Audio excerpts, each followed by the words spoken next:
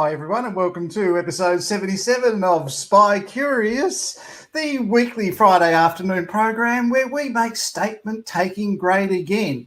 And today on our program we have lots of giveaways for people that have been watching in the past couple of weeks. We have Pat Flynn coming in talking about assault on the football field. We also have news from the Taxation Department, from the Victorian Police Licensing Regulation Division, and a whole lot of other stuff for an action-packed week of what's happened in government, corporate and private investigations in Australia. But bugger that, let's see what Laura won. Hi Laura, welcome to the program today. How are you and what would you like to win? Hi Mike, I'm well, thank you. I think I'd like to win the bottle opener today. The bottle opener? Okay, that's great. Well, if you're feeling lucky, let's give it a spin and see.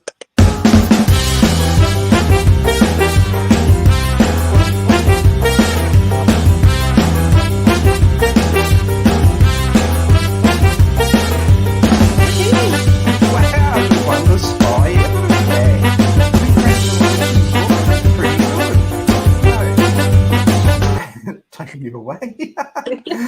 So here's what you actually won. All right. Now you've seen this before last week, didn't you, in last week's program?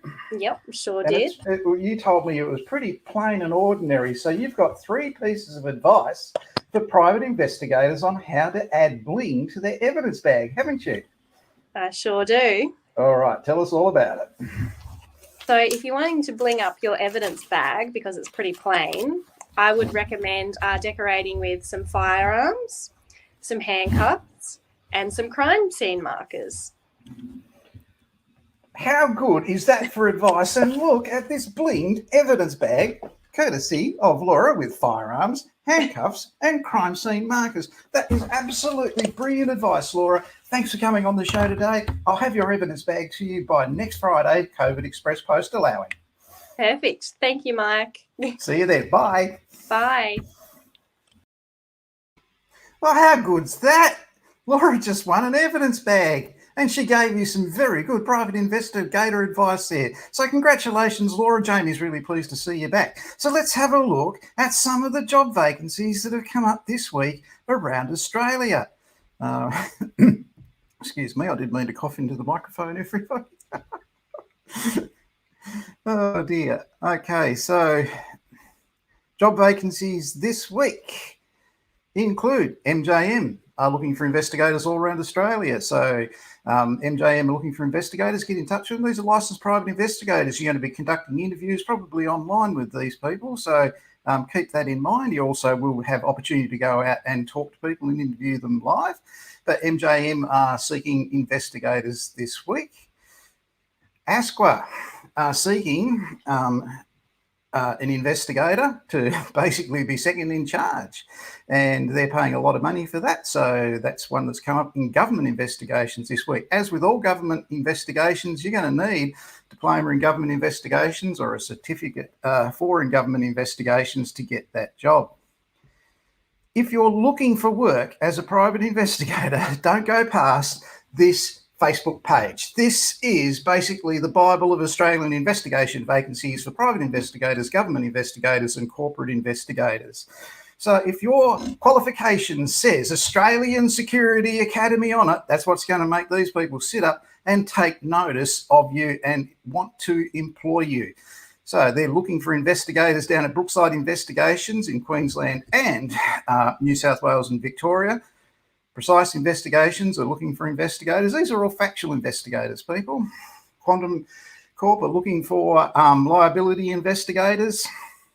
Inside Intelligence, they're looking for investigators, factual investigators in New South Wales.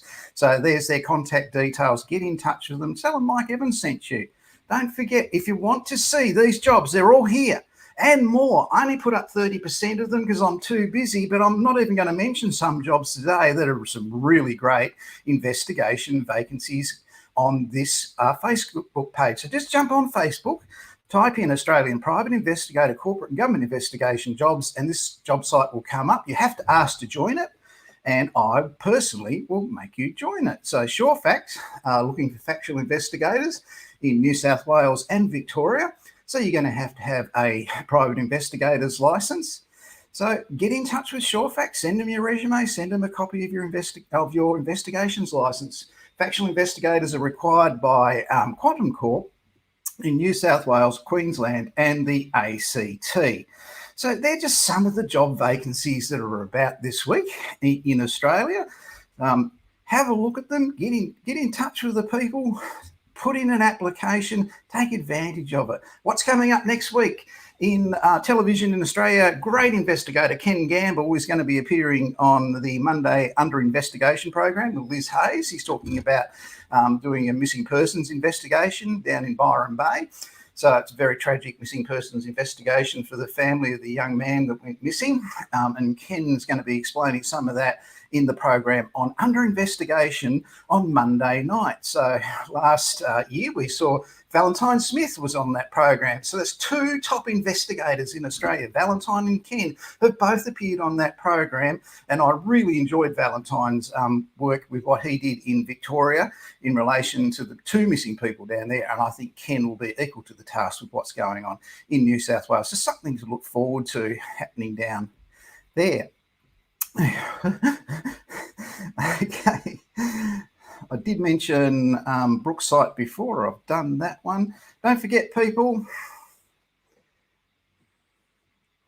if you're an investigator who's a graduate of the Australian Security Academy, join our industry association. Get in touch with me or Casey, and we will send you your social media badge. It's really important that you are a member of an industry association. This is a recognised industry association. It's established. It's been running for quite some time. So take advantage of it, get your badge and join it. We'll have more information on that in a minute. But let's see what happened when Renee had an opportunity to spin the wheel. Good morning, Renee. Welcome to the Australian Security Academy SpyCurious Spin the Wheel. Hi, Mike. Thanks for having me again. How are you today? I'm good, thanks. Just home learning. Fantastic. So, Renee, you've been in one of the Australian Security Academy online conferences earlier this year, haven't you? Yes, I have. So, in your opinion, Renee, who's the best investigation instructor in Australia? I'd have to say Pat Flynn. Oh, thanks, Renee. Righto. I'm sure Pat will be watching this. Okay, you're on the wheel, Renee. What do you hope to win today? I would really like a keychain. Okay, so you'd like a SpyCurious Assume Nothing keychain? Yep. That will certainly add some bling to your wheels. So let's spin the wheel and see what you get.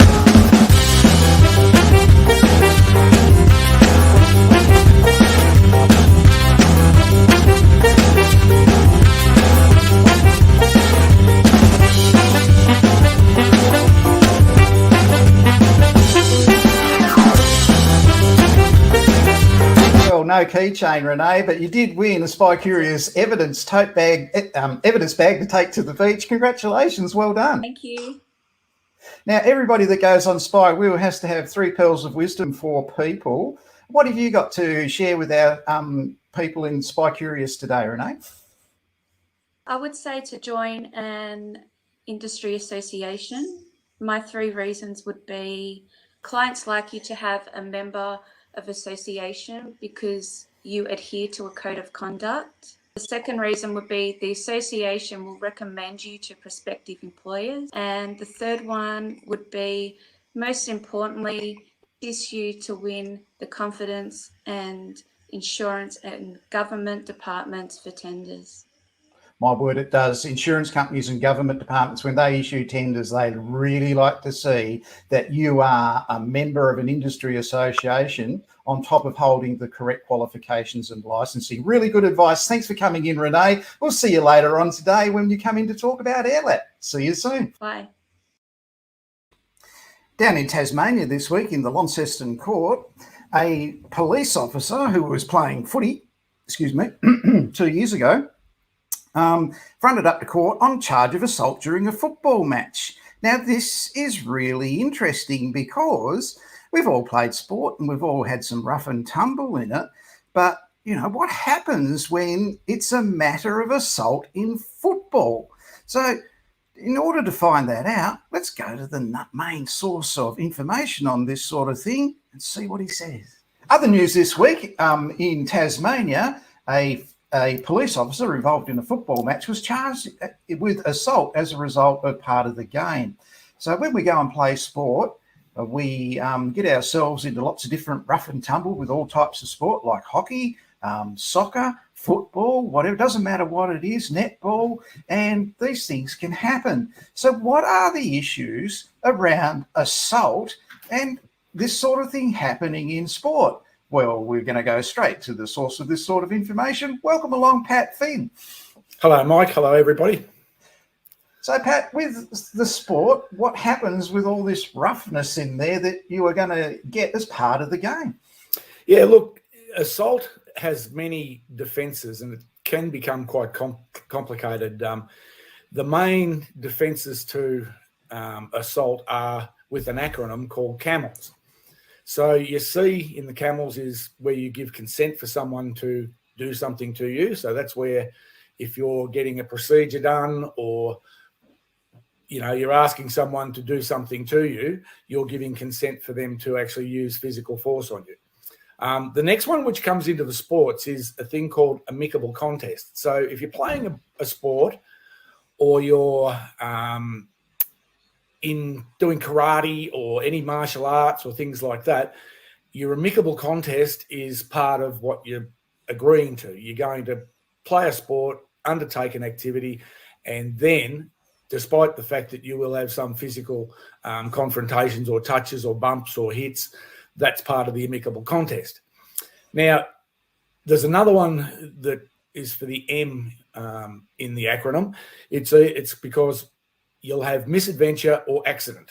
Misadventure or accident is where something happens where you might be doing something and you accidentally raise your hands or do something and you accidentally strike someone that you didn't see was there or whatever. There's a wide range of things that can be classed as misadventure or accident.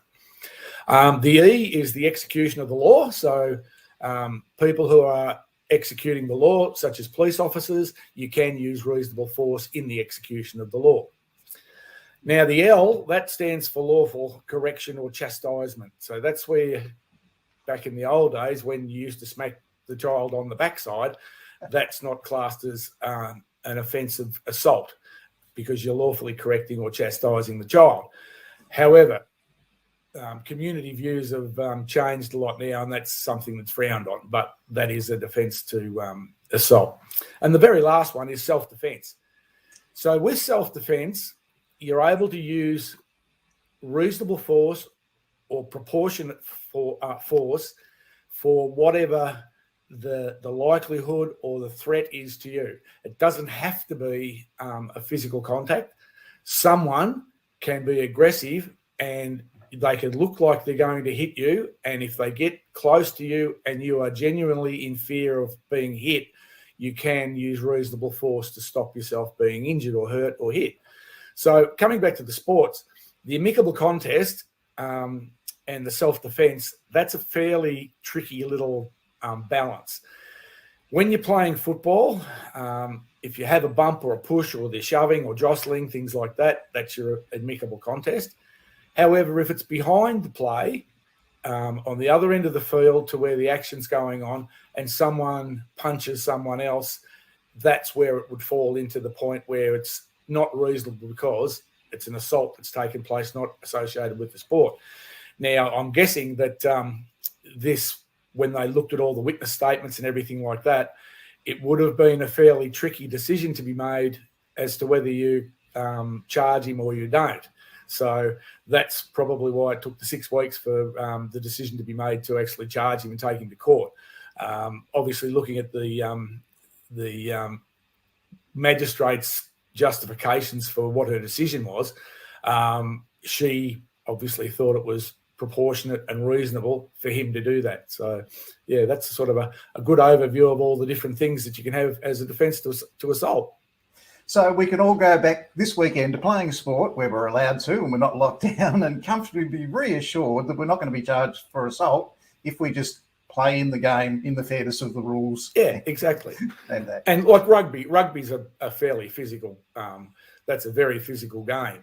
You know, people are running and colliding and taking you down quite hard. So, but when you go to play rugby, you play it with the knowledge and the understanding that that's part of the game and that's what's going to occur. So, yeah. Very good examples, Pat. Thanks very much for coming in today, mate. I really appreciate that. No worries. My pleasure. Goodbye. As always, Pat's wealth of knowledge on the subject that came out in the news this week as an assault on the football field. Now, the magistrate took into account where the ball was at that time, and she listened to the witnesses, and she took into account the emotional views from each side, from opposing footy teams and all that sort of thing. And I really sure that the correct decision was made in that case. So it's quite interesting in the rough and tumble world of netball, hockey, football, lacrosse, soccer, that assault can happen. And you actually did see during that video a behind the play hit, which did result in assault. It does happen, not just in professional sport. So big news this week, the Australian Taxation Office, the ATO, has been warning businesses who have a $100,000 debt to them that's over 90 days that they are going to be put into a collection service come October 2021. Now, this is a departure from past policies, processes and procedures at the ATO because it was damaging to the business. They won't be able to get a loan for 5 years or from a bank. They may be able to get a higher interest loan from another lender, but that on their credit rating is going to look pretty bad. Before you start listening to anyone who rings you up and asking you for money, always check that outside of Victoria, they are licensed mercantile agents, because if they're not, why are you talking to them? You don't know where the money's going to go if they don't have a trust account. So you get them to show you identification, including their mercantile agent's license and the place they worked for license. So if the ATO engages the wrong organisation that doesn't have the appropriate licensing through their tendering process because it's desperate times for the tax office, well, you be careful who you give that money to. So you saw the warning in the opening credits of this program today, and you'll see it again next week in that program. So that's big news about the ATO doing that. They haven't done it for a long time, but they're over debts being outstanding. They've got 5,000 businesses with $100,000 owed to the tax office outstanding over 90 days currently. Inside the tax office, there's 1,800 people in the debt recovery department, but many of those are employed in policy or process and procedure or mailroom or whatever. They don't collect debts. So they haven't got time to chase these 5,000 people all the time. So they're factoring it out to debt collection services. Always be careful who you are interacting with. If someone's contacting you on the phone in relation to a debt, ask for proof of their identity. Right? Don't be uncooperative. Don't be abusive. Just ask for proof. I want to know who I'm talking to, mate. Okay? Because you might not owe the debt. It could be just someone being a scammer in these times, and people do that. So they can have a bit of a lottery if there's 5,000 businesses owe that, make them feel guilty and start sending the money to the wrong place. So be careful of scams in these times. So other news this week, people. What happened this week? This one's a beauty. This is a really good one. So on the Gold Coast, we've had a person end up in court. Let's get rid of me.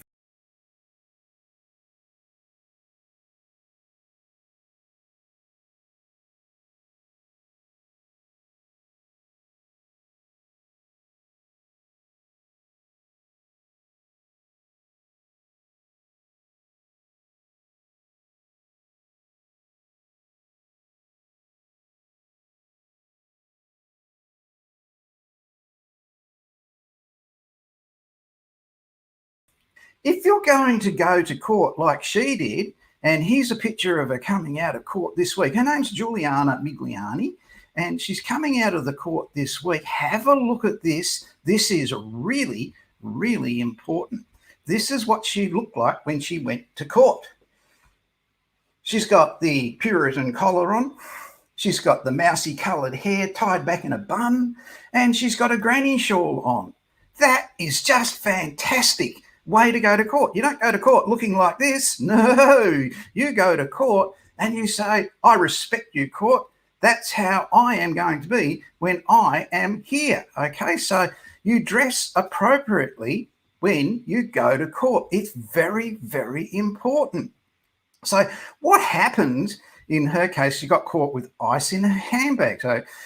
And she's gone to court and she's put on the total Puritan look. Okay, so that's what you look like when you go to court. You do that Puritan look and the court will respect you. So her house got raided and the police searched inside, not that lady, Inside, the suspects, Kim Kardashian designer label handbag, and they found drugs inside that handbag, and that's why she ended up in court this week. Now, people, look, if you are going to have drugs in a bag,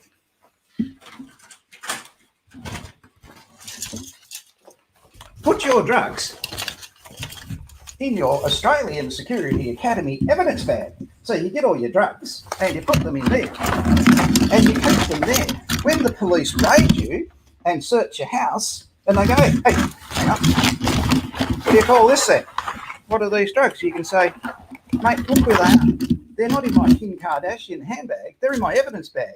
I was looking after them for you and about to come down and put them into the police station.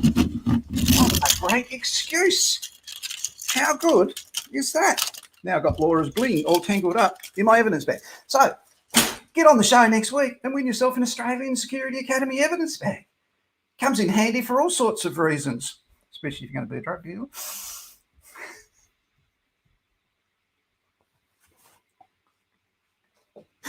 We're going to get kicked off LinkedIn. Oh, dear. Thanks, Evan. Good advice. Evan says, remember, the ATO wants people to claim any capital gains tax from sale from cryptocurrency. So keep that in mind, people. Some people are doing quite well out of crypto at the moment. A lot of interest in it. And Evan's going to have some exciting news for us on this program in the future in relation to his work in crypto. So that's something to look forward to. Other things that have been happening this week in the news that are really important. I've done Ken Gamble, I've done the footy assault. This one's from iCare in New South Wales. So a gentleman who was a dentist went to New York last year from New South Wales to set up a business over there to help keep his staff employed during the Covid-19 pandemic. Unfortunately, while he was over in America, he contracted Covid-19 and he had to go into hospital. And in going into hospital in America, he racked up $11 million worth of hospital bills. And unfortunately, he died of the disease while he was over there. Now, he was over there for work and he's got an $11 million debt to the hospital. He might have life insurance or something like that. I don't know. He may have had, but his family have been lumped with the $11 million bill. So in iCare New South Wales, in the tribunal this week, they argued that he was working, it was work-related, and he should be paid that $11 million. Now, you contrast that to what we spoke about in episode 76 last week. This is a big departure from what happened last week to what's happening this week. Very interesting times in workers' compensation in New South Wales. But anyway, that man's family are going to receive benefits for his work. But whether that's going to pay the whole $11 million or not, I don't know. I am very familiar with personal injury relating to people who injure themselves in Australia and then return to the United States and seek hospital treatment. And I have never seen one in all the investigations I've done in relation to that wasn't under $9,000 a day to be treated in hospital over there. So it's a very expensive process and something to think about before you go away. You might want to consider travel insurance in relation to that sort of thing. So people, we've got one more person. It's great fun. And she's got some really good advice for all of us in her 3 tips. So let's see what Cynthia had to say this week. Good afternoon, Cynthia, and welcome to SpyCurious Wheel. How are you today? I'm great. Thanks, Mike. Thanks for giving up your time and coming on. What do you hope to win on the wheel today, Cynthia? I'm sort of hoping for a bottle opener, since my last one is now broken, which is a whole nother story in itself. Yeah, so a bottle opener. Oh, that's a total disaster, having a broken bottle. So let's see what we can do to win your bottle opener.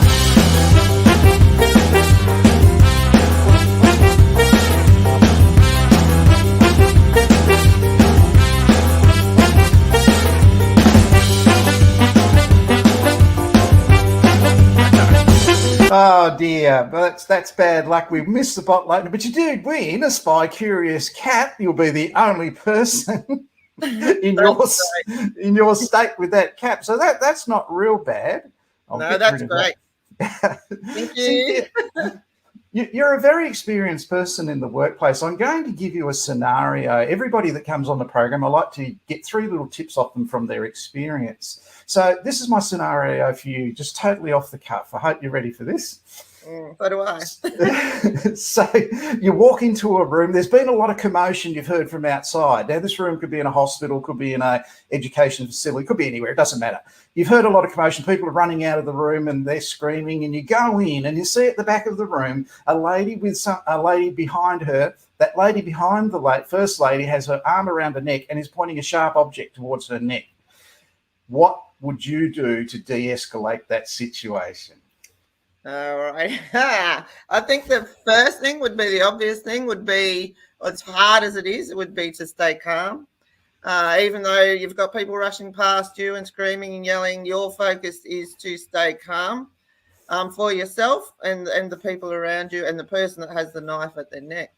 My second tip would be to listen to what the person has to say. The person that has the knife in their hands, listen to what they've got to say. Make it about you and them. It could be sometimes they just need to get stuff off their chest and just make eye contact with them and let them know that someone is listening. The third tip would be to, I guess, take note of your surroundings. Take note of how many people are around you, what's around you, so that if the situation did escalate, you would have an ability then to know how you're going to react when the circumstance does change, whether it be for worse or for better. I think that would be my 3 tips. I mean, I could go on forever, but that's my 3 tips. Having been in that situation, Cynthia, they are really good tips, and I think you can save a very messy situation just following those short 3 tips. Is engage the person and listen. Yeah.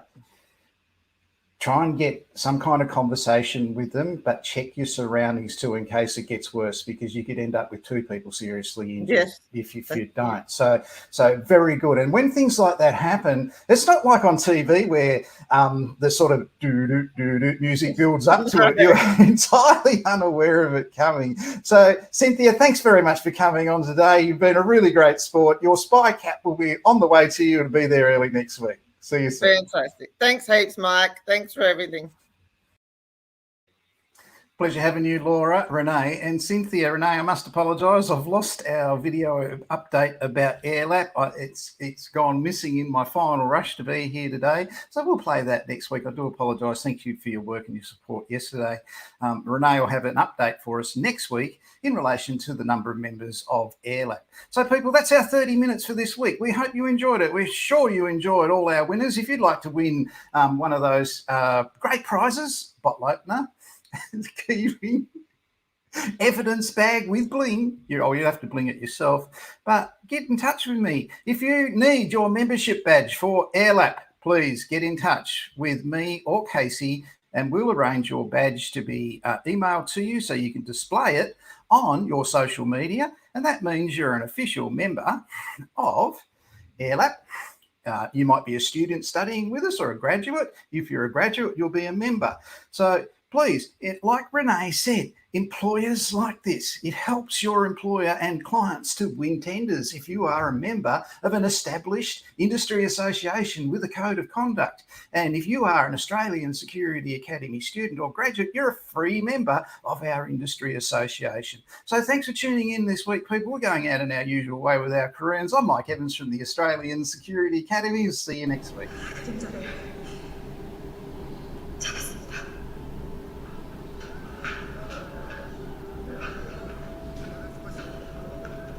작전 종료. 전원 복귀할 것.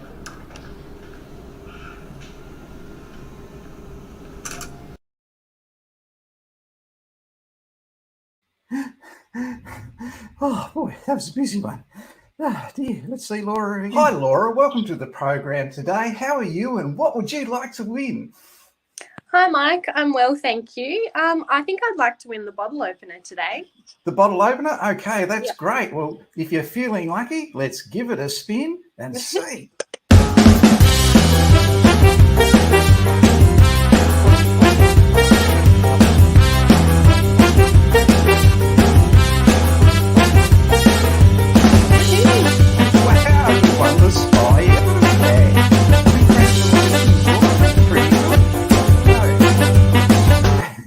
giving you away. So here's what you actually won. All right. Now, you've seen this before last week, didn't you, in last week's program? Yep, sure And did. you told me it was pretty plain and ordinary. So you've got 3 pieces of advice for private investigators on how to add bling to their evidence bag, haven't you? I sure do. All right, tell us all about it. So if you're wanting to bling up your evidence bag because it's pretty plain, I would recommend decorating with some firearms, some handcuffs, and some crime scene markers. How good is that for advice? And look at this blinged evidence bag, courtesy of Laura, with firearms, handcuffs, and crime scene markers. That is absolutely brilliant advice, Laura. Thanks for coming on the show today. I'll have your evidence bag to you by next Friday, COVID Express post allowing. Perfect. Thank you, Mike. See you then. Bye. Bye. See you next week, people. I'm Mike Evans from the Australian Security Academy. Hope you enjoyed it.